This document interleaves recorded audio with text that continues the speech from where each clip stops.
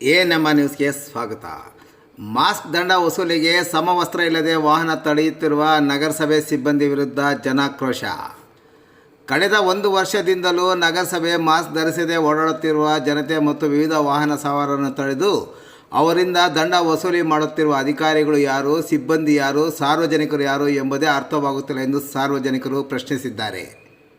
ಜಿಲ್ಲಾ ಕೇಂದ್ರವಾದ ಚಿಕ್ಕಬಳ್ಳಾಪುರ ನಗರದಲ್ಲಿ ಮಾಸ್ಕ್ ದಂಡ ವಸೂಲಿ ಮಾಡುವ ಅಧಿಕಾರಿಗಳಿಗೆ ಮತ್ತು ಸಿಬ್ಬಂದಿ ನಗರಸಭೆ ವತಿಯಿಂದ ಸಮವಸ್ತ್ರದ ವ್ಯವಸ್ಥೆ ಮಾಡಿ ರಸ್ತೆಗೆ ಮಾರ್ಷಲ್ಗಳಂತೆ ಇಳಿಸಿದ್ದರಿಂದ ಸಾರ್ವಜನಿಕರು ಪ್ರತಿರೋಧ ವ್ಯಕ್ತಪಡಿಸದೆ ದಂಡ ಪಾವತಿ ಮಾಡುತ್ತಿದ್ದಾರೆ.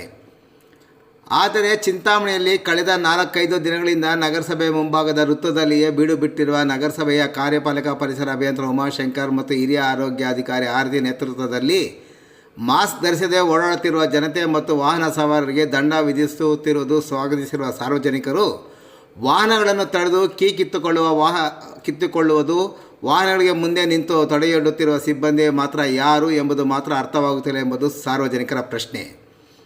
ದ್ವಿಚಕ್ರ ವಾಹನ ಸೇರಿದಂತೆ ಇತರೆ ಖಾಸಗಿ ವಾಹನಗಳು ಮತ್ತು ಸರ್ಕಾರಿ ವಾಹನಗಳು ಗುರುತು ಹಿಡಿಯದೆ ಬಲವಂತವಾಗಿ ತಡೆಯೊಡ್ಡುವ ನಗರಸಭೆಯ ಹಲವು ಸಿಬ್ಬಂದಿಯ ಕೊರಳಲ್ಲಿ ಯಾವುದೇ ಗುರುತಿನ ಚೀಟಿ ಇಲ್ಲ, ಜೊತೆಗೆ ಅವರ ಸಮವಸ್ತ್ರ ಧರಿಸಿಲ್ಲ. ದಂಡ ಹಾಕುವ ಸಮಯದಲ್ಲಿ ಸಾರ್ವಜನಿಕರು ಗುಂಪು ಸೇರಿದ್ದು ನಗರಸಭೆ ಅಧಿಕಾರಿಗಳು ಯಾರು, ಸಿಬ್ಬಂದಿ ಯಾರು ಎಂದು ಗುರುತು ಹಿಡಿಯಲಿಕ್ಕೆ ಕಷ್ಟ ಆಗುತ್ತಿದ್ದು ಯಾರಿಗೆ ದಂಡ ಪಾವತಿ ಮಾಡಬೇಕು ಎಂಬುದೇ ಅರ್ಥವಾಗುತ್ತಿಲ್ಲ ಎಂಬುದು ಸಾರ್ವಜನಿಕರ ಪ್ರಶ್ನೆ.